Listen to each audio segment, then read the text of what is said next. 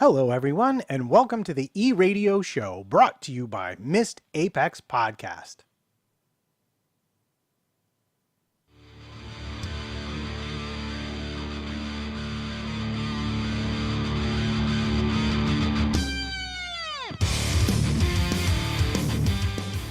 I'm Matt Trumpets, and today's episode is called "The Grass is Always Greener on the Top Step of the Podium."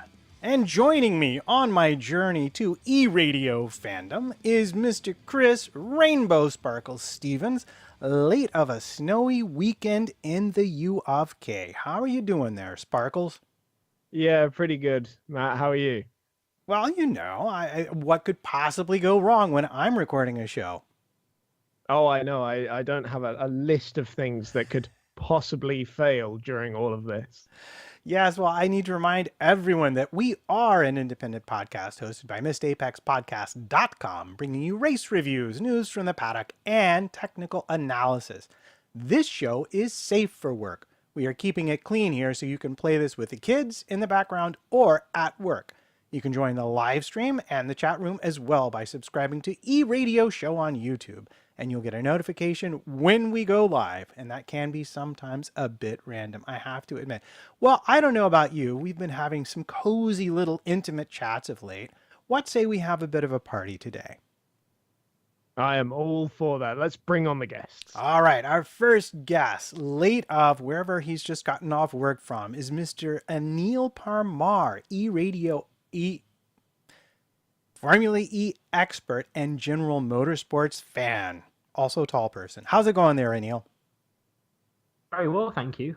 All the better for being on the show again. It's been a while, given that I missed Mexico. Yeah, it has been a while, and it's good to see you again. Our last Trumpets Time show came off quite well. We got a lot of great compliments on that, and I'm thinking we might have to expand the concept as we go along. Absolutely, and as I may have told you, I'm heading to New York at the end of the year, so maybe we'll have to take E-Radio and Trumpets Time to the streets of Brooklyn. Yeah, I think I could see some interesting stuff happening, although I'm not sure my shed is large enough for two actual adult humans. What else would you do in there? Well, a lot of stuff in here. All right, and before we get underway, let's also introduce Mr. Ryan Ferris. How's it going there, Ryan? Oh, it's going brilliant. Thanks, Matt. Yeah, it's good to see you back. And remarkably, you appear to be not only well lit, but not melting because you're in the sunshine. Yeah, although it's been very, very snowy here in the UK, so not very sunny at all here. Not very sunny at all, but much better lighting than previous. So well done there. All right, we are going to get ready to go talk about a race.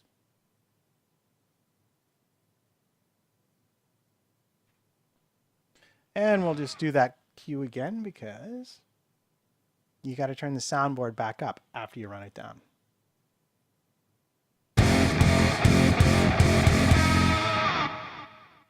Now, Chris, normally I have to beg you for the details of qualifying because I just cannot be bothered. And yet today I tune into the notes and what do I see but loads and loads of notes all about qualifying. So tell me, what on earth happened?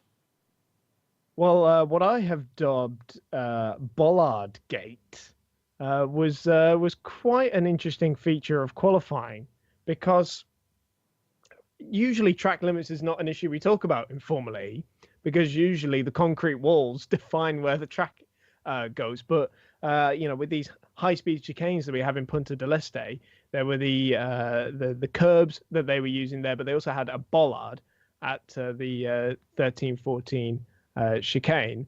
And what actually happened was it was Degrassi, Lynn, and Turvey all hit that bollard. So they were deemed to have cut the track. And so they had their times deleted from qualifying. Oh my goodness. Now, just help me out for those on this side of the pond. A bollard, that's somebody who's just like not very swift in the thinking department. Does that have a different meaning over the pond? I'm not familiar with this one. Anil, help him out. I'm making a joke. I don't even know how you describe a bollard. It's a big orange thing that sticks out on the track and it says, "Don't come near me." What made it all more confusing was that after Degrassi did his lap, he was interviewed by Nikki Shields and she said, "You're under investigation." And his words were something along the lines of, "Well, we were told we could kind of hit it and it would still count as being on the track." Or it was a bit up in the air and it was very confusing. The thing is, if you look at the driver briefing notes, there isn't actually any mention of this bollard. I think the way that the drivers interpreted the discussion of the bollard was slightly different. So I think Degrassi was saying, that you can hit it and you're fine. Other drivers were saying, no, we were told to steer clear of it. But the briefing notes do mention the fact that if you cut the track, you could be penalized for it. And if you look at the replays of the guys when they hit that bollard, they did actually have all four wheels off the track at that point.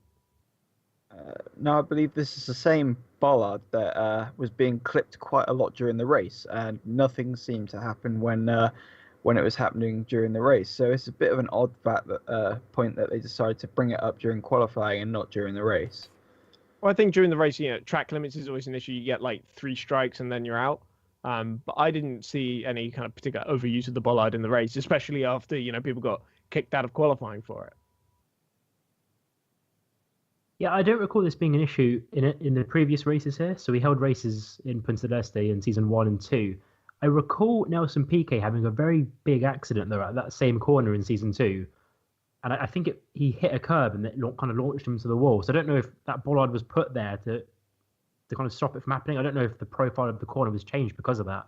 The corner itself, I think, was the same, but they did change the curbing.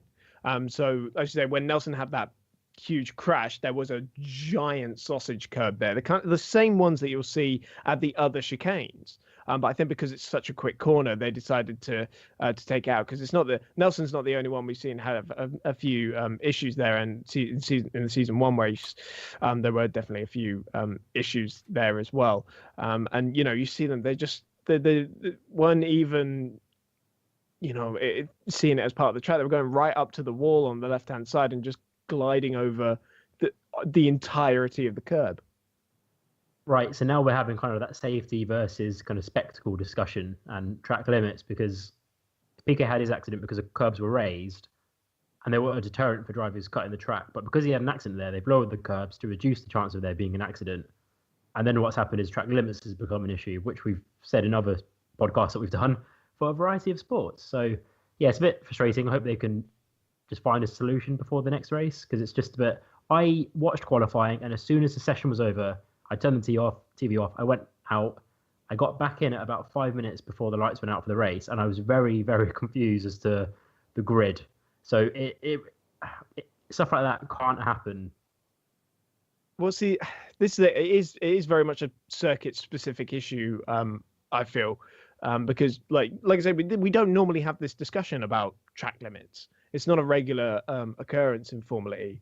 But qualifying, there was really no point to it because Oliver Turvey was the only driver to actually start where he quote unquote qualified. Well, and this may ultimately be what happens when you're going to street circuits, when you're going to temporary circuits, is you don't have necessarily the same operational memory. When you change things, you come up upon unexpected things. And here it seems clear to me, at least, that one of the issues is that just the communication between the director and the drivers wasn't entirely clear as to how that bollard was going to be treated in qualifying and how it was going to be treated in the race. And we've seen similar complaints in other series too. Hopefully it's something that Formula E will get on top of, because after all, this is only their 4th season. So, you would expect every now and then for these little operational inconsistencies to pop up. A clarification issue, perhaps we shall label it. Fair enough. But as I understand it, the Superpole group was hardly the only one to suffer some slings and arrows of outrageous fortune. No, I mean, there were quite a few post-qualifying penalties, to be honest.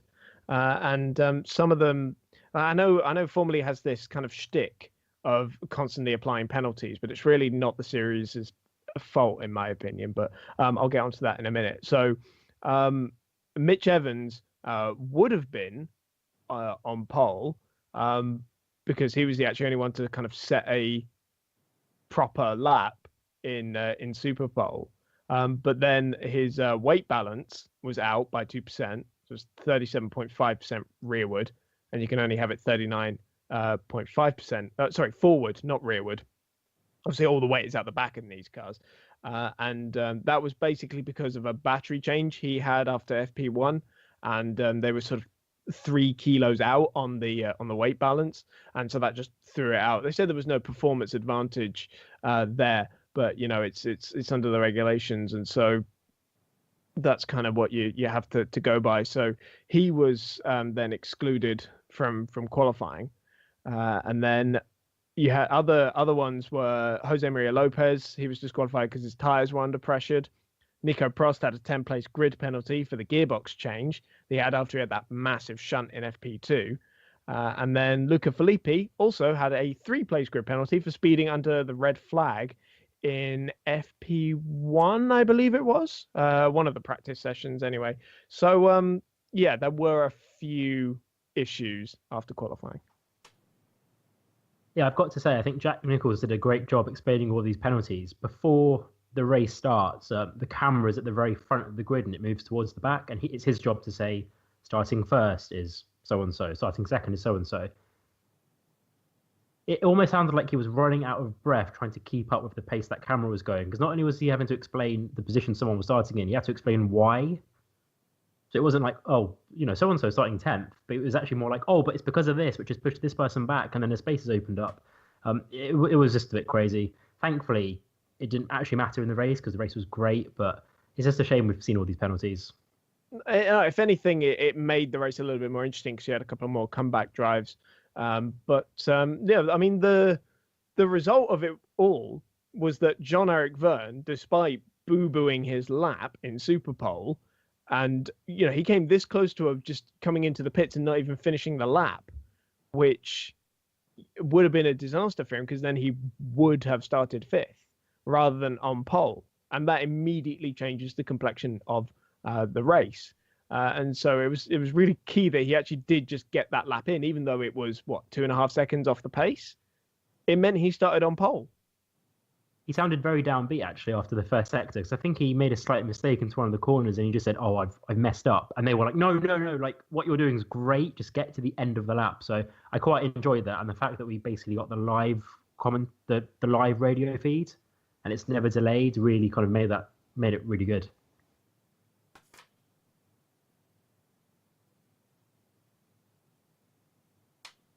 Yeah, and the radio feed's sort of been something that's come under fire a lot with Formula E. A lot of people have been saying they don't like it because they might say the odd bit of bad language or it's sort of poorly done.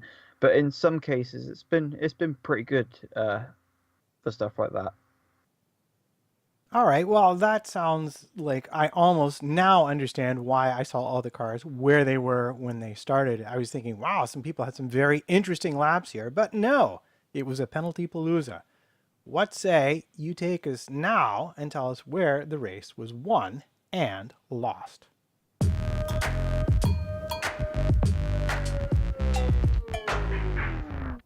All right, Mr. Stevens, this seemed to be a bit of an exceptional race in that it was P1 versus P2 pretty much for the whole race. And that's unusual. So tell us, how did it all shake out? How did it turn out that Jeff was able to come out on top? Well, we've been talking a lot about Jev's defensive driving this season. We saw a great example of it in Santiago when he was fending off his teammate and a few other drivers as well. And he pulled out every trick in the book in this race to keep Lucas Di Grassi behind him. And, it was so on the limit. It was so tight. And he didn't at any point lose his head, just plain and simple. If he looks like he's gonna make a move, cover the inside and just make Just make sure you get to the apex. Don't try and run too deep into the corner or whatever, because that's when you start to make yourself vulnerable. It was such a calm, collected, brilliant drive from him. And then you throw into the fact that he had yet another radio issue as well in the first stint, where he had no communication with the team. I'm not sure if that was for the entire length of the stint, but certainly he was having more issues there. Yeah, if there's any driver who I wouldn't want kind of attacking me if I was trying to hold on to a lead, it would be Lucas di Grassi, not just because he's very aggressive, but because he's very clever with the lines he takes and the way he tries to set up a move. What really impressed me actually was Jeb's defensive driver. Not so much the fact they didn't make many errors, but the lines he was taking in and out of some of the corners. There was one incident actually where Lucas tried to go around the outside of the right-left chicane, and Jeb just said no. And there was quite a dramatic moment actually, because I think the commentators and myself, it looked like di Grassi was about to go straight into the wall.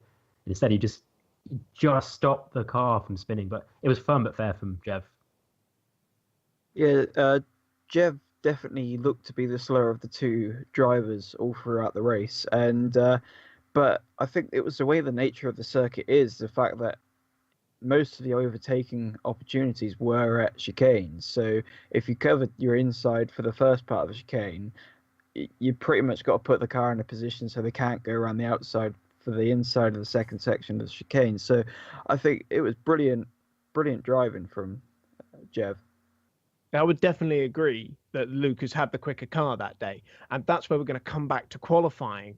So it was so important that Jev started ahead of Lucas, and not only that, on the clean side of the grid, which meant he already had the advantage going into turn one. It's such a cleaner line as the race gets underway that you just get a better start. I mean, Sebastian Buemi was the big loser at the start because he was on the wrong side of the grid, and there's less grip there, and so you throw that into the mix, and it all just adds up perfectly. And the fact that Lucas had that half spin moment and was still able to catch up with him again, it was proof that he was the quicker car. But it's tough to overtake at this circuit in particular. And he kept trying the inside of the high speed chicane, like trying to carry a bit more speed through 13 and line him up through the 14, 15 high speed chicane, which to me makes no sense, because in such a quick corner, you're not really gonna, get enough of an advantage to pass someone. And, I mean, it's easy for me to say, sitting back watching the race from my sofa. But it just would have been better off if he just lined him up better for the chicane afterwards, which is a much better overtaking opportunity.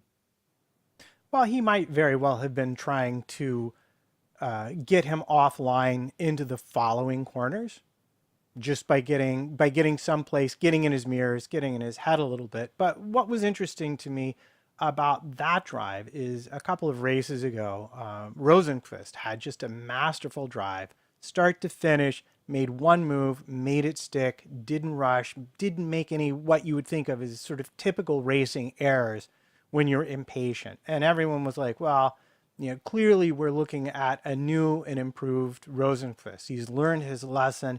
He's added a layer of maturity. And I have to feel like we absolutely saw that same kind of a performance today from Vern. And what interested me about the di Grassi thing, especially about the spin, is post-race as they were waiting to go to the podium celebration, I believe he said that he had actually locked the brakes up. He'd gotten the brake balance wrong into that corner and wasn't so much trying to overtake Vern at that point as he was simply trying to stay out of the wall. And because I think his regen wasn't working and he hadn't adjusted the rear brake back enough, so he'd locked the rears up going into that, and that's where that came from. See, the thing, like Jeff said after the race, Lucas had the quicker car. He knew he was fighting a superior enemy, and it was quite a quite an aggressive race from somebody in the lead of the championship. And even if he'd have come second, he still would have taken a big chunk out of his nearest rivals. especially with Sam struggling a little bit and Felix on the back foot from qualifying. So, I mean, fair play to him because it's put him well clear over. Like he's got more than a wins advantage, and plus the bonus points over Felix Rosenqvist in the championship now. I think the fact that Sam Bird so easily caught both the leaders shows just how much faster like the cars could have gone. It was just the fact that Jev wasn't giving up position. It's a really unique track in the sense that the best places to overtake are actually at either ends of the track at the hairpins. But those are the parts of the circuit where Lucas was actually furthest away from Jev on every lap. When he could get close, he couldn't get past. There wasn't enough space. See, that's what I mean when I was talking about, how he was trying to overtake into that chicane. He's just costing himself momentum into a sequence of corners that he was actually better at. I mean, you saw his sector 3 time in qualifying was amazing. It was supreme because we saw after that a lot of purple sectors 1 and 2, but the third sector would always drop away. So that Audi was really, really quick in that slower third sector. There was actually one. Oh, sorry. Go ahead, Ryan. I felt that Degrassi was potentially going too aggressive with his attack. Obviously, like you were saying, he was focusing more on the chicanes than the hairpins, and I felt that he was trying to do the same thing lap after lap, and because he was trying to do that, Jev knew exactly what he had to do to defend from him because he knew, right, he's going to try and go up the inside this lap, and he didn't really try and experiment with anything different than try and swing it up the inside. Fauzi points out in the chat room, Jev also had slightly more energy, like less than 1% more than Lucas. Right. Well, at the risk of bringing Formula One into this, what this discussion is really making me think about is that Degrassi might have had the faster car, but Jev had the faster car where it mattered, which is, and it seemed like to me he always had better exits from these turns, and that really advantaged him. I don't know if it's how he drove it or how the car was set up, but I'm put in mind of Rosberg and Hamilton in Brazil, where Rosberg had just that faster second sector that always put him just out of reach going through the DRS zone, so Hamilton just couldn't quite get up and past him. And that's really what I was thinking about listening to your discussion and then also watching the race, is that exactly that. At the moments where it mattered most, he was always able to eke out just the tiniest of gaps. And I would love to find out if that was pure strategy on his part or whether it was just inherent in how the cars were set up. I think the nature of the circuit has to do with it as well, because coming out of the slow corners, it's the concertina effect. The car in front's always going to get on the power, so half second before the car behind, even if they are literally nose to tail. Yeah, did everyone catch that really great camera shot of on board of Lucas Degrassi where his front wing was like literally inside like Vern's car? And the best thing about it was pretty surreal. Whoever tweeted it with "Hey Siri, what does close racing look like?" That was genius. I love that. All right, but they weren't the only two people in the race, and I guess we didn't really talk about the pit stop for the two of them because they went in and came out the same position, so it didn't really provide a strategic change in the race. But Chris, you look like you're about to explode there. So tell us about third place, because it seemed like we had a lot of contenders. Before we get into third place, I do have to mention the best post-race penalty ever. Okay. Which was that Lucas Degrassi was fined €10,000 and had 3 penalty points on his license for wearing fireproof underwear that was not recognized or approved by the International Sporting Code. So when you're flicking through Twitter and you see on Autosport Degrassi fined for underwear infringement, that raises a few eyebrows. But that was just I just needed to mention that because it was so brilliantly, weirdly funny as well. So yes, the battle for third place, which nobody seemed to want to win. Weirdly, I'll start with Sebastian Buemi because he threw it away, like chucked it at the wall and destroyed his entire race. And I said in Mexico when he made that mistake, and he lost second place to Daniel Abt, that was the least Buemi thing I'd ever seen. I was wrong. That is the least Buemi thing I've ever seen. And of course, the other car that hit the wall in qualifying quite heavily was his teammate. So not a very good weekend for the team overall. Buemi did pull off an incredible overtake on Bird on lap 4, though. And I remember it was this lunge where the car was kind of moving under braking. It's a real shame he blew it away because that overtake was really good. Yeah, and from the camera shot, we didn't really see what had happened until later on in the replay because it just felt sort of was almost like he couldn't be bothered with the chicane. And then to see the fact that he was just crabbing about everywhere, there was quite a few races wrecked due to damage. We had PK towards the beginning of the race as well, taking damage. Josh Covey has just joined the chat room and says, "Is that a Ferris emerged from his cave into the light?" We've also got Fauzi saying the underwear penalty was because the rest are wet. And Artemy X says Formula E has the best penalties. There was an onboard shot of Buemi driving on his way back to the pit lane, and he was literally steering like at a full 90 degrees to keep the car straight. I'm surprised he didn't stop the car because when he was coming into the pit lane, that looked pretty scary. No, because he was trying to, keep himself in the race, do the car swap and, pull that Lucas Di Grassi trick, hope for a safety car and win the race. Okay, well, we've talked about the underwear penalty. Can we talk about Daniel, Mr. I don't wear a seatbelt Abt? Because that was very bizarre. No, okay, so yeah, this was an odd one, actually, because after his car swap, the belts after 2 laps just suddenly came undone. I know that this immediately brought up the issue of the no minimum pit stop time thing again, because it's the second issue that we've seen since the minimum pit stop time was abandoned. But if the data from the belt sensor, remember in Santiago, we were talking about this FIA belt sensor that measures the torsion on the belts during the pit stop. That did show that it was done up correctly. So what this appears to be is some sort of malfunction of the seat belt itself, where it suddenly came undone. Right. So technically, he could have continued the race.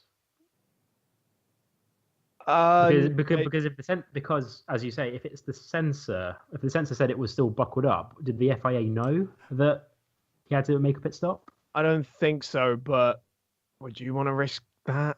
I'm just talking in hypotheticals. Hypotheticals. He did half a lap. Correct. I mean, with half the seatbelt on. So if it was the final lap of a race and he was in contention for the championship.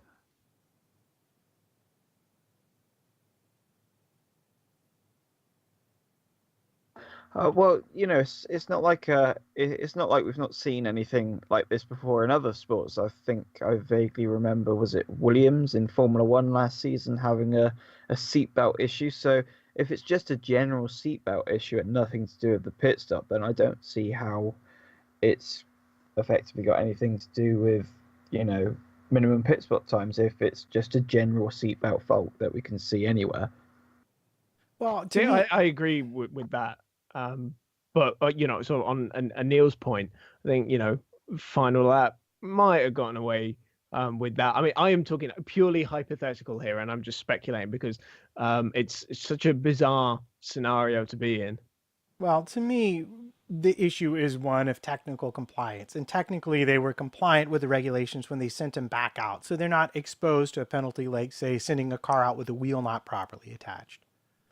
But once the driver was aware that the belts were not properly attached, it's absolutely his responsibility to immediately go back to the pits and fix it as soon as possible, because it is a safety issue. I mean, the regulations are clear. You must be belted in when you are racing. And if you are aware of it and you do not fix it, and the FIA find out about it, then yeah, I imagine there'd be a pretty big penalty to pay for it. But App did absolutely the right thing. I think what's more worrying is this is his second race in a row where they've had some kind of issue with the belts. For Audi, Yes. or not particularly. Was there anything in Mexico? I don't recall. Didn't someone say that their belts felt loose when they were out?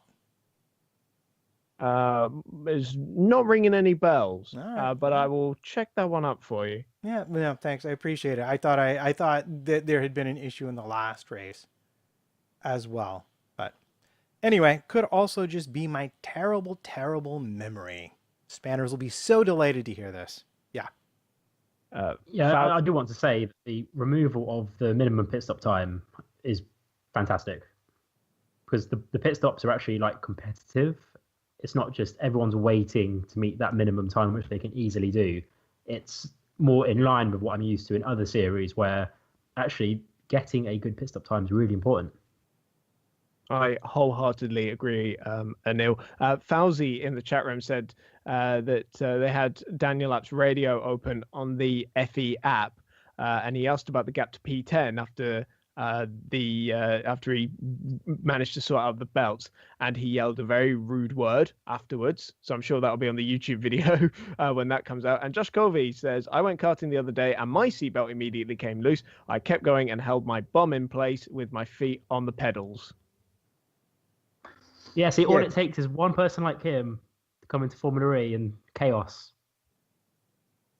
And going back to Anil's point on how minimum pit stop times have really started to shake stuff up, we've also seen a comparison about times, especially with the Virgin guys, because Bird can get in and out of the car without having to have the seat at the steering wheel in, where Lynn has to take his steering wheel out and then hop out, and that cost him best part of a second.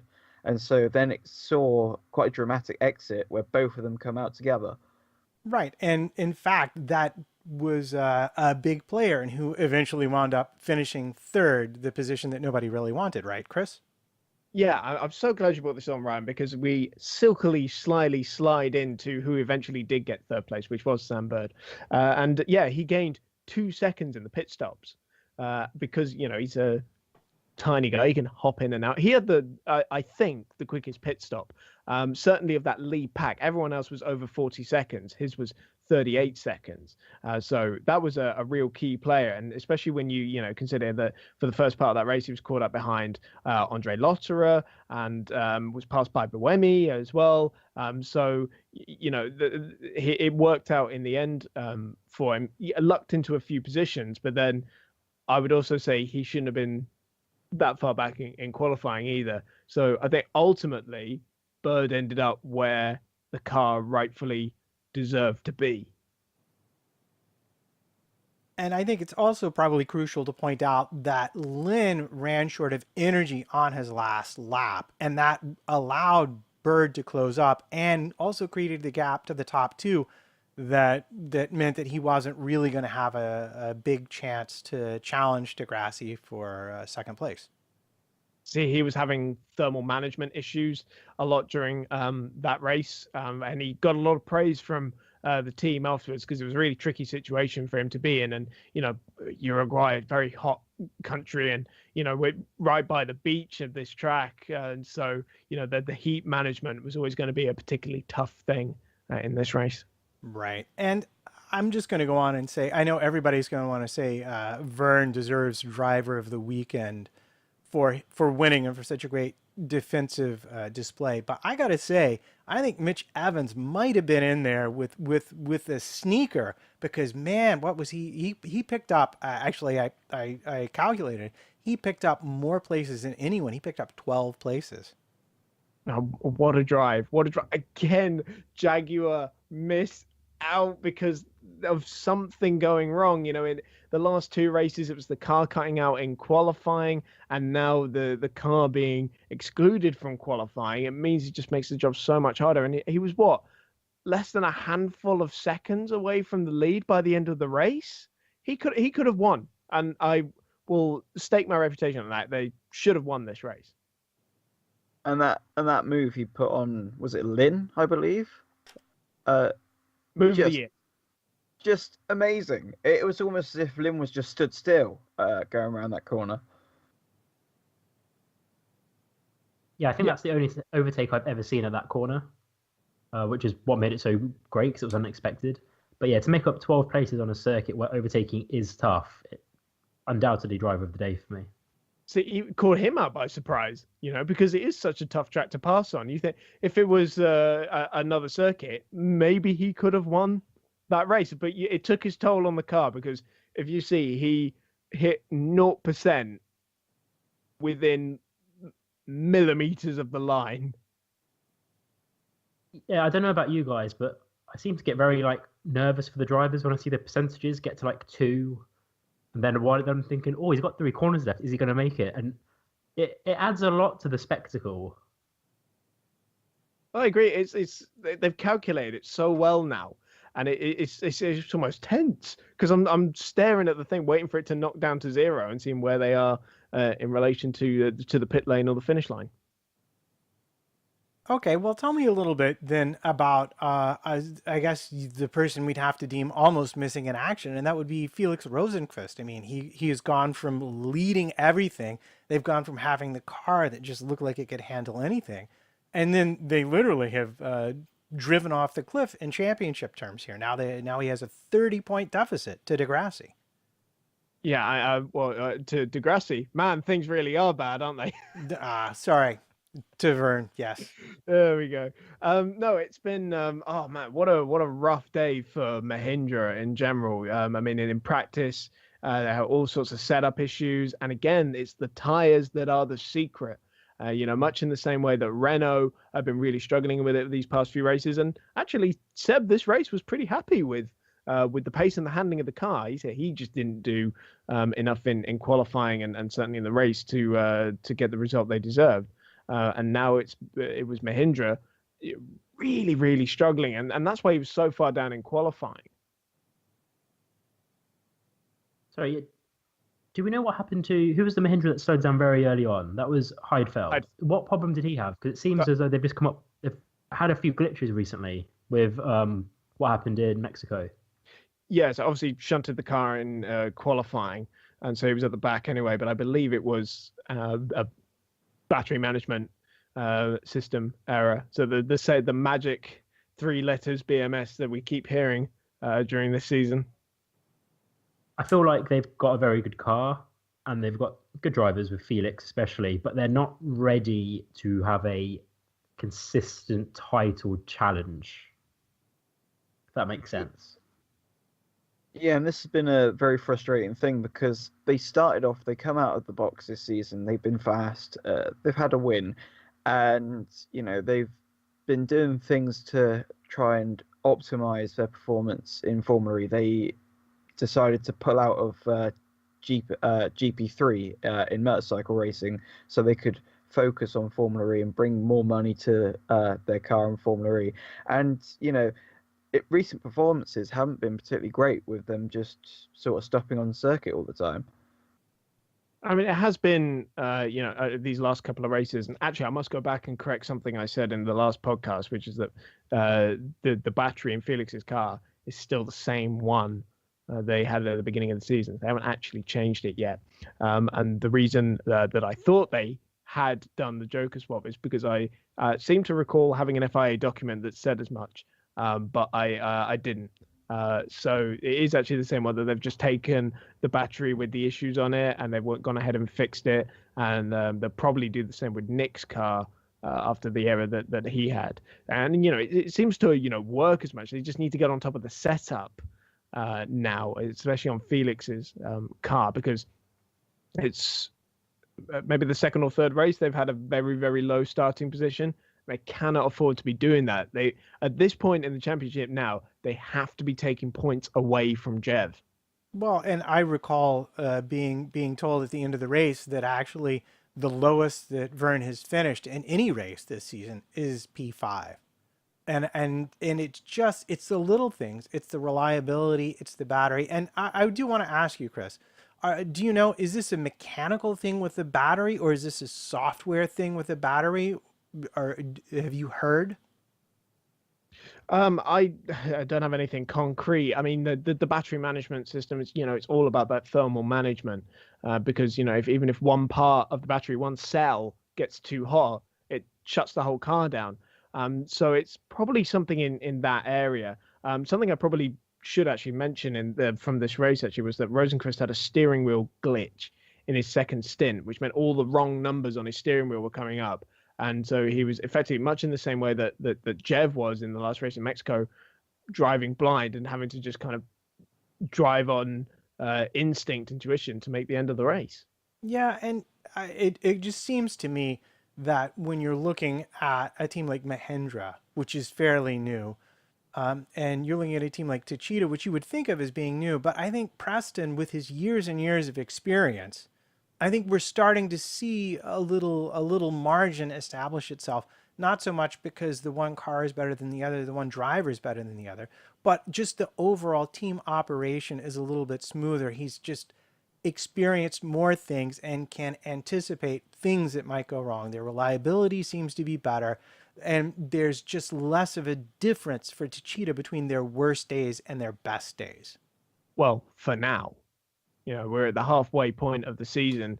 Things could still go very, very wrong, and we could have massive swings and roundabouts in the championship still. Yeah, I feel like Rome is going to be a really important race for Mahindra. Like, they need to get some momentum back. They seem to have lost it, and just because you're capable of driving fast doesn't mean you win, and that's what they're learning. They need a big weekend there.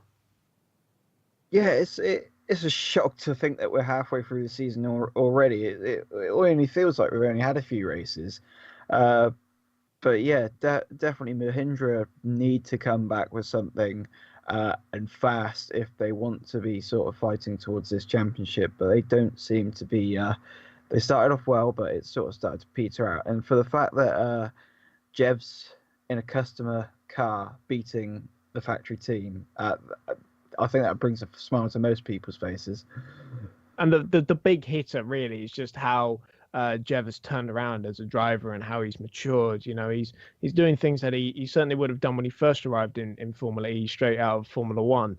He has turned a massive corner in his championship. We've seen it already, and I've praised him enough this season. I think we'll continue to. Didn't he make his debut at this track with a pole position? Yes, he did in the Andretti. Yeah, he's gone full circle, really, hasn't he? Because that was a great qualifying lap, but now he's become the driver that's not just good on over one lap, but over the full race distance. Well, I'm looking forward to Rome because it's a new track for everyone. And so I think it will be a test of sort of that, the team's ability to get on top of it, because it's going to be new tarmac, it's going to be new environmental conditions. So it's going to be a real challenge, and it should be fun to see how the teams react to being in that new situation. But I think before we move on to any other business, we've mentioned Evans, we've mentioned Rosenqvist. I mean, for all we're dinging him here, he picked up 7 spots in the race, which is no small achievement. But the one name we haven't mentioned, and I have to, is Lopez. He picked up 10 spots in the race, and because he got into the top 10 from where he started, he was able to actually pick up a few points for fast lap. Yeah, no, incredible drive. And, I may as well take the point from any other business anyway, but Dragon seemed to have turned a bit of a corner with the car. And throw on top the fact that a few guys had some issues as well. You put that in a nice little pot, stir it about, throw some Lopez magic in there as well. Things come out pretty nice. Yeah, you talk about Dragon. I'm a bit bored of Dragon. They just seem to be so midfield and scraping by. There was a lot of excitement about them last year and the year before, but they've just hit this wall of they're not exciting anymore. They just seem to be happy with a few points. And as you say, they got fastest lap this time around. See, we were anticipating a difficult season for them, especially after the Faraday Future deal, fell apart, and now that they've turned down this Porsche deal as well, and so how can we even look to season 5 as the year that they're going to come through? Because everyone's looking at a DS and the Nissan branded Renault and Audi and Mahindra again. No one's talking about what Dragon have got, and because we don't have any reason to. There's very little to suggest that that Phoenix is gonna rise from these ashes. Well, that's the thing. You don't really. It seems that the series has got to the point now that you only really think about the front running teams. The other teams like Dragon and possibly Andretti are sort of teams that you forget about, and you just think that they're just there to make up the numbers at the moment, unlike what it used to be. At least Andretti have a long-term plan. They've got BMW engineers in at the moment. They're going to have BMW factory support next season as well. They're going places. We're talking about that for next season. Dragon don't have anything at the moment. Yeah, but I'm sure they have some kind of a plan. But speaking of Porsche, am I correct? I think I saw on Twitter that fully 3/4 of the people in attendance were actually engineers from Porsche. I think the Porsche have had quite a few people around at races this season. They're sort of scoping the place out. I mean, we know that there were Porsche engineers embedded in the Dragon team in Hong Kong, but of course that was back when this Dragon deal was still on. But they seem to just be going accustomed to the place. I seem to recall from my time at Formula E season 2, seeing a lot of Jag reps at races, just getting an understanding. Maybe some of it's just playing the politics, maybe trying to recruit a few people, get some ideas. They need to be prepared next year because they're a big brand and they can't afford a slow start.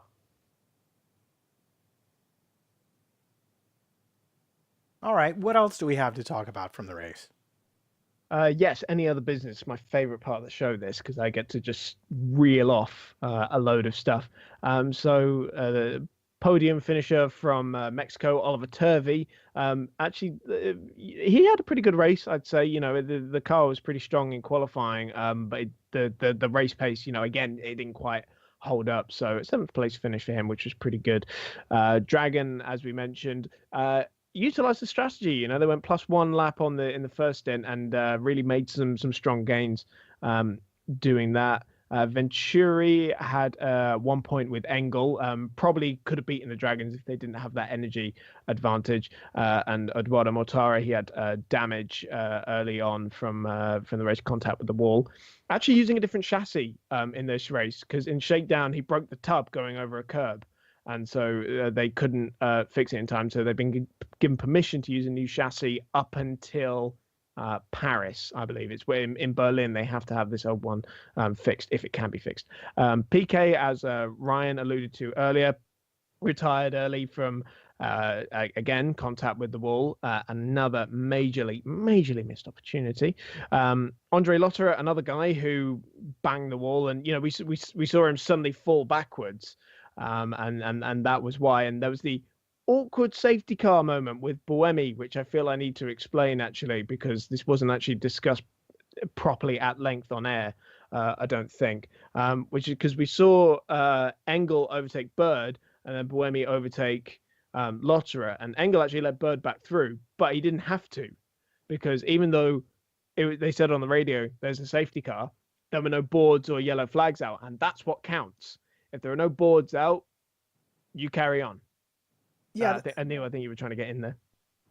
Yeah, no, you've literally just explained it perfectly. It was very awkward on TV because Bird was kind of looking out the cockpit, kind of saying, "Hey, Buemi, you got to switch places," or whatever. It was very unclear. But could you also explain what happened to Da Costa? Because I saw an interview with him, and he seemed to say they got the strategy wrong. So was that a case of mistiming the pit stops?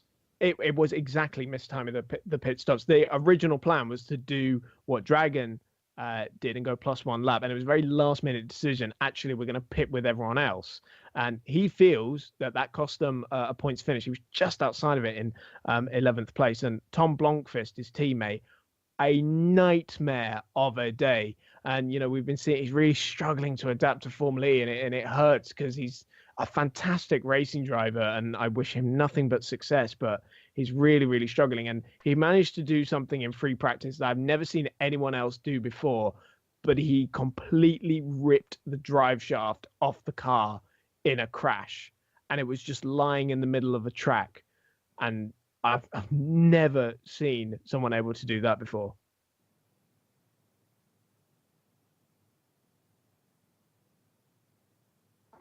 Going back to the safety car situation, but Bird was a bit of a teacher's pet, wasn't he? He was going, "Oh well, Engel's just overtaken me, but oh yeah, Buemi, yeah. Did you see that? Buemi's done it as well. Yeah.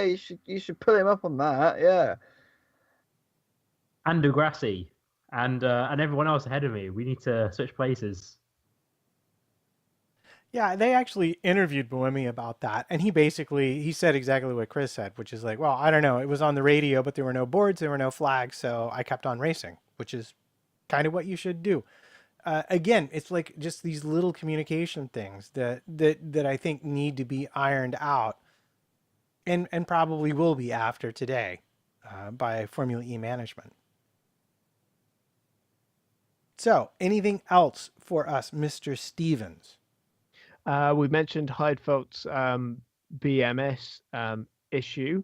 I think, talk about the circuit as well. We love this circuit. I mean, it's just brilliant, isn't it?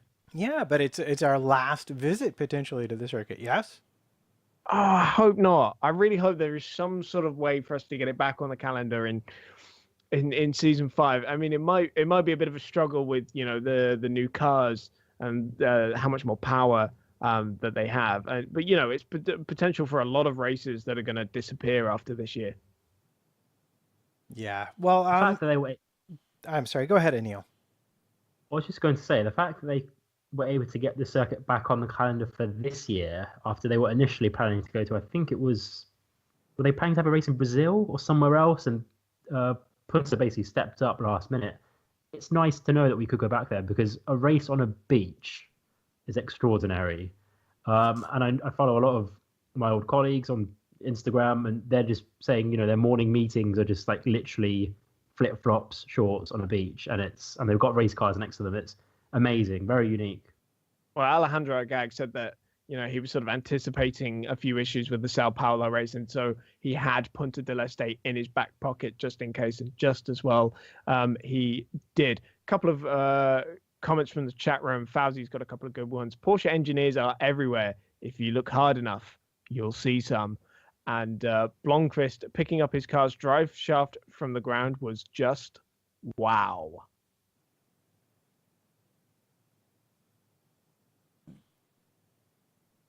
What can you say to that? How are we doing in the championship? Jev's first and Rosenqvist second. Round us out the rest of the top 5. So we still got Bird, Buemi, and PK in there. So despite everything, PK's still there or thereabouts, but it does seem to be turning into a bit of a 3-horse race.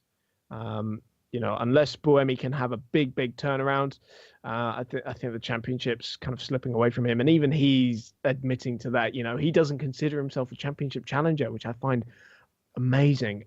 So it does look like it's coming down between Vern Rosenqvist and Sam Bird. And we always say Bird's always been in it. Sort of 3 years in a row, he's been the one going to the final meeting, technically with a chance of being able to win the title, or maybe not in the first season, but he's potentially been able to win the title, but he's literally on the mathematical cusp of it. And it might be the case again this year, unless we need more races from Bird, like we saw in that first race in Hong Kong, where he was just unstoppable. Ever since then, it seems like that gearbox has just been holding them back. Yeah, you do very much feel that there's the potential, based off the last few races, for Jev to stretch that lead with kind of back-to-back wins. So for the sake of a close championship, I like Jev. but I hope he has a slightly dodgy qualifying session, and maybe Bird puts it on a P1. Well, I'm thinking Bird potentially does have some sort of better car this season because hasn't got a car that's got the rear end of a pendulum this season, and you don't see pictures of him wrestling through every corner, which was very much entertaining, but not particularly fast. So I reckon there's definitely going to be more circuits this season where Bird's going to be unstoppable, hopefully. Okay, before we go on, when you talked about the cars and the rears, it just completely made me think of the shot of of the high speed chicane where here comes a car and you can just see as it enters the chicane the rear end going and another car, and then here comes Andre Lauderer looking like he's trying to steer a bathtub down a ski slope. Did he have some kind of a mechanical issue with that car? It was with his first car. I know there was a different issue with the second car, but it looked like they forgot to tie the ballast down or something. I don't know. I mean, a lot of the drivers, especially the inexperienced ones, were really struggling with those curbs. I mean, Luca Filippi was a prime example. He was not attacking them in any way, shape, or form, and some of the cars just simply couldn't ride them in the same way as, say, like the Audi and the Cheetah, which were riding them just superbly. And you look at the Dragon and the Andretti, when they tried to do what the front guys were doing, they were all four wheels up in the air. So a lot like what I was talking about in the preview. It was all about the compliance. Setup is king. All right. Well, just to pick up on a point there, you're talking about really a 3-horse race between Verne, Rosenqvist, and Bird. Well, I took the time to look up the Constructors' Championship, and you'll be very surprised to find out that it's Techeetah, Mahindra, and DS in the top 3 positions. And why Buemi may not feel like a real contender? P4 is Jaguar, and P5 is Renault, P6 Audi, and right now the teams are being represented by their drivers at the front. It seemed to really be coming out that way. Yeah, it seems to be. I mean, I think Audi's a bit of the outlier there, given the tough start to the season that Lucas has been having. Because, I mean, for all we know, he could be dominating this championship. Because, as was mentioned earlier, I think he had the quickest car in that race, save for maybe, Evans. But I don't think we'll ever really find out his true pace. You just feel like so many of these guys are not maximizing their potential, whereas Techeetah have been able to get the most out of their car on a more consistent basis than the other teams, and that's why they're so far clear. I think Degrassi could end up playing quite a key role in terms of who gets crowned champion at the end of the year, because if you're someone like a Verne or a Rosenqvist, he's the guy that's potentially going to take points off you at races, assuming the car works. See, it's almost like that McLaren 2012 scenario where you've got a fantastically quick car still fighting for race wins, but not in the championship. And there are so many guys who can still win races this year that could play a massive factor. There are so many guys to take points away from your rivals. And I think that's really going to launch us into kind of big swings in points in the championship. Okay, well, Ryan, what do you think? Do you think Degrassi is going to be able to tilt at the windmill of winning the championship, or is he, just because of the highly competitive nature and, let's face it, the great deal of sort of random variability that seems to strike for your qualifying, you think Degrassi is just doomed to be a spoiler this season because he's not gotten his car under him till halfway through? I think, to be honest, this season's almost a write-off for Degrassi. I mean, yeah, he's got the performance in the car, as Apta showed us, and Degrassi showed us this weekend. But obviously, the reliability issues they've been having throughout the season is pretty much killed his championship. But obviously, we've been seeing different teams struggling at different races. So, it could be Techeetah next race suddenly have the pin drop and that's their race over, sort of thing. Yeah, I firmly expect Degrassi to win another race this year, or at least get more podiums. But I know we haven't quite moved on to the awards and thing of the weekend, but mine will undoubtedly be Degrassi being back on the podium because it's where he belongs. Yeah, I mean, if we're doing awards, then it's going to have to be Mitch, isn't it? What a drive. Oh, but can we do awards without a jingle? Don't we normally have a jingle at this point? Well, if you want to do awards, let's have a jingle.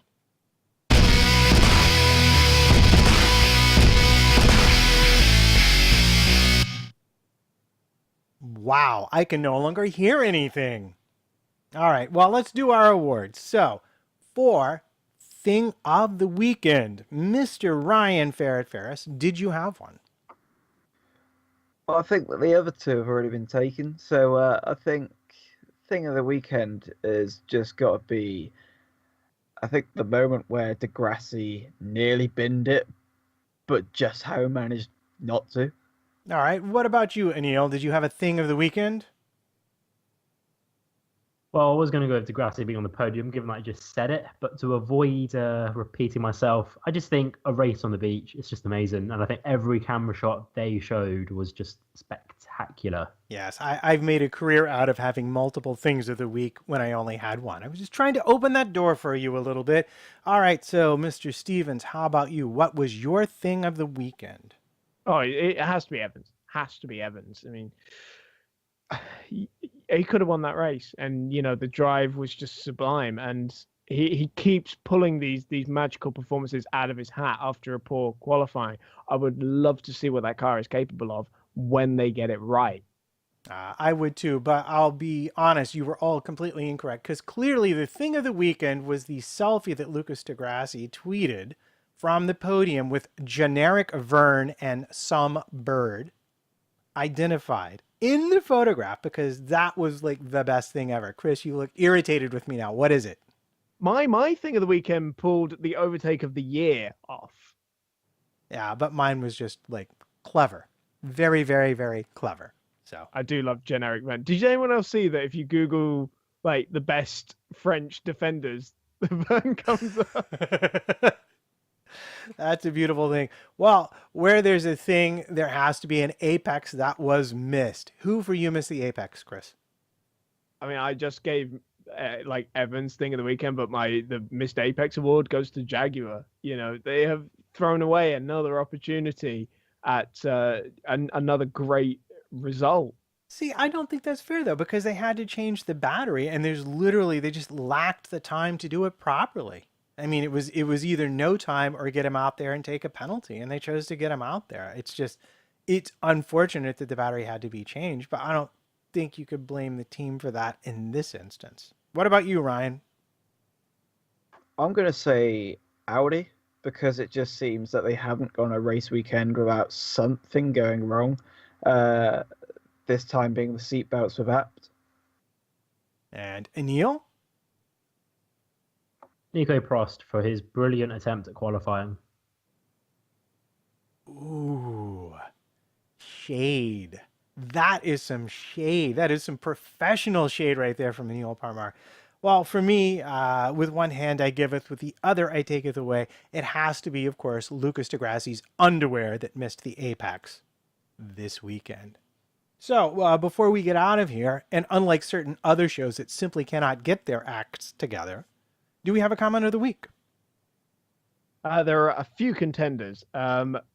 Whoever is controlling the Missed Apex YouTube account asked for no spoilers, and so Artemy X came in and said, "Spoiler, it was a good race."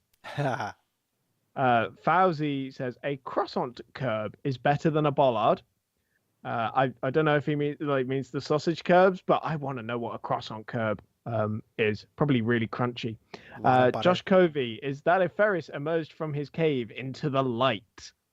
Fauzi again said had Daniel App's radio open on the FE app, asked about the gap to P10, and said a very rude word afterwards. And I think it's going to be Fauzi for that second one. All right. Well, congratulations, Fauzi. You are this week's winner of Comment of the Week. Extremely well done, everybody. And now, before we rock on out of here, where, Ryan Ferris, can we find you? You can find me on Twitter at Ferret115. That is IT, not ET. And you can also find me on Instagram, same Twitter handle or same handle, and you can find loads of pictures of motorsport related stuff I've taken. And what about you, Anil? Where shall we look for you this week? You can find me on the Twitter sphere at AnilP228. You can find me talking about Formula One, Formula E, and God's Nectar, which is called whiskey. Yum. And you, Mr. Stevens, what are you plugging this week, aside from your inevitable, brilliant motorsports journalism? Yes. Oh, sorry, I didn't mean to sound so ungracious there. You can catch me on Twitter at cstevens_journo. Most of my written work is at formulaspy.com. And of course, it's the start of the Formula One season this weekend. So I'll probably be doing some work on that and with Missed Apex podcast as well. I don't know if we have a schedule yet, but keep it at Missed Apex F1 on Twitter for that. Follow this show while you're there at eRadio Show as well. I'll get back to plugging my own things. And you can find some of my stuff on Motorsport and Autosport.com as well, and in Autosport magazine. The club season is upon us, so I'll be doing the 750 Motor Club coverage.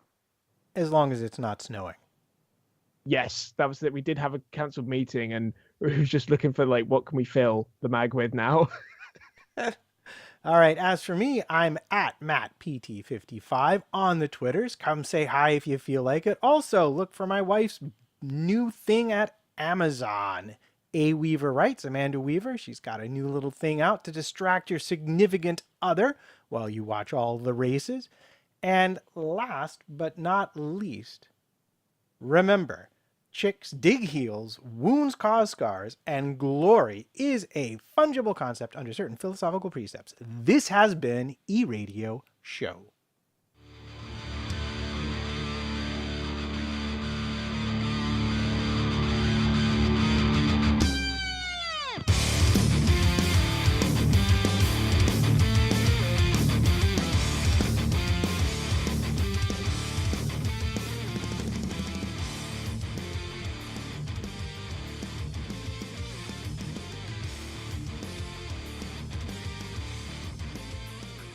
Anil, you look like a kid who's 1 minute away from the bell for the end of day ringing at school. Never seen someone look so pensive during a banging beat.